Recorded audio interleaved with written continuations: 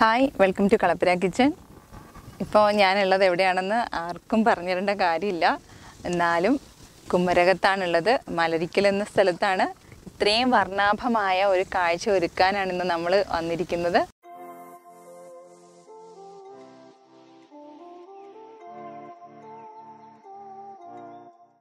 ആമ്പൽ പൂക്കളാണ് എൻ്റെ ചുറ്റിനും കാണുന്നത്. അത്ര കണ്ണത്താ ദൂരത്തോളം ഉണ്ട്. എനിക്ക് കണ്ടിട്ട് അത്രയ്ക്ക് സന്തോഷം എന്ന് പറഞ്ഞാൽ എനിക്ക് ഇങ്ങനൊരു അവസരം ദൈവം തന്നതിന് അത്രയേറെ ഞാൻ ദൈവത്തോട് നന്ദിയും കൂടി പറയുകയാണ്. അത്ര ഭംഗിയാണിത് കാണാനായിട്ട്.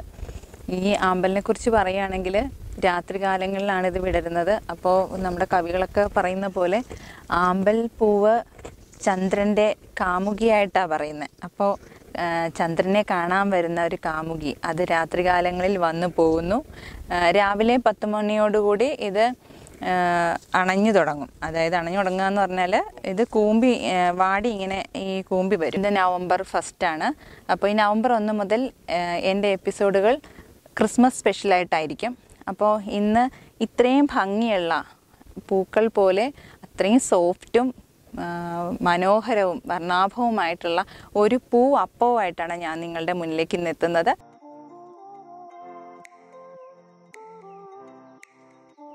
അപ്പം നമുക്ക് ഇന്നത്തെ പാചകത്തിലേക്ക് പോയാലോ?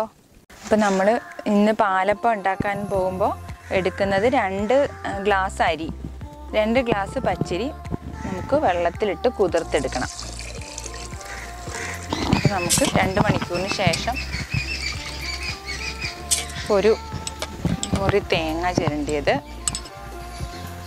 1 സ്പൂൺ ജീരകം, 1 ചുവന്നുള്ളി, 1 വെളുത്തുള്ളി, ആവശ്യത്തിന് ഉപ്പ്, 2.5 സ്പൂൺ പഞ്ചസാര. ഇത്രയും നമ്മൾ നന്നായിട്ട് അരച്ചെടുക്കണം. നമുക്ക് 1 ഗ്ലാസ് വെള്ളം ഒരു പാനിലോട്ട് ഒഴിക്കാം. നമുക്ക് 2 സ്പൂൺ റവ ഇട്ട് കൊടുക്കാം.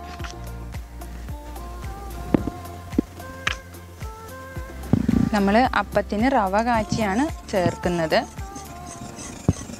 ചോറ് അരച്ച് ചേർക്കാം, സാധാ ചോറ് അരച്ച് ചേർക്കാം. ഇനി അതുമല്ലെങ്കിൽ അവൽ കുതിർത്തിട്ട് അരച്ച് ചേർക്കാം. അപ്പം ഞാനിപ്പോൾ ഇവിടെ എടുത്തിരിക്കുന്നത് റവയാണ്. പച്ചവെള്ളത്തിൽ 1 ഗ്ലാസ് വെള്ളത്തിൽ 2 ടേബിൾ സ്പൂൺ റവ നന്നായിട്ട് കുറുക്കി എടുക്കുക. ഇപ്പോൾ കപ്പി കാച്ചിയത് റെഡി ആയിട്ടുണ്ട്. തണുത്ത് വേണം നമ്മൾ മാവിലോട്ട് ഒഴിക്കാൻ. അപ്പോൾ തണുക്കാൻ വയ്ക്കാം. അപ്പത്തിൻ്റെ മാവ് അരച്ചെടുത്തിട്ടുണ്ട്. നന്നായിട്ട് തരിയില്ലാതെ വേണം ഇത് അരച്ചെടുക്കാൻ. നമുക്കൊരു ബൗളിലോട്ട് മാറ്റാം. നമ്മൾ റവ കപ്പി കാച്ചി വെച്ചിട്ടുണ്ട്. അതും നമുക്ക് ഇതിനകത്തോട്ട് ആഡ് ചെയ്യാം.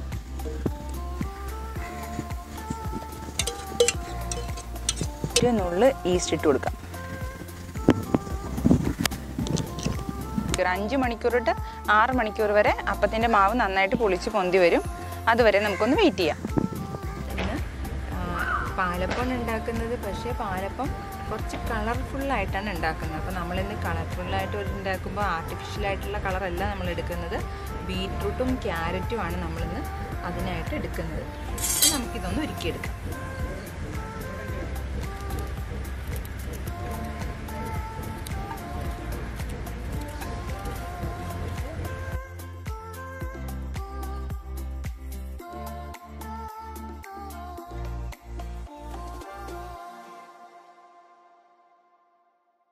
ഗ്രേറ്റ് ചെയ്തെടുക്കുക.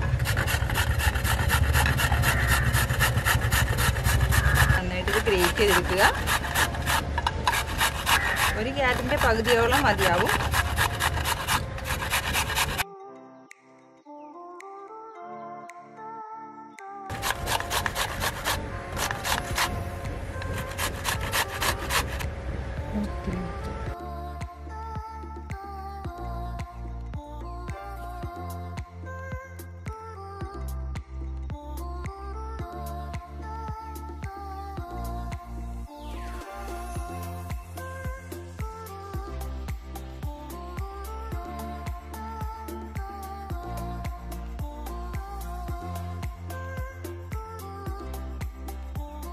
ബീറ്റ്റൂട്ടിനോട്ടും ക്യാരറ്റിലോട്ടും ഒന്ന് മിക്സ് ചെയ്തെടുക്കാം.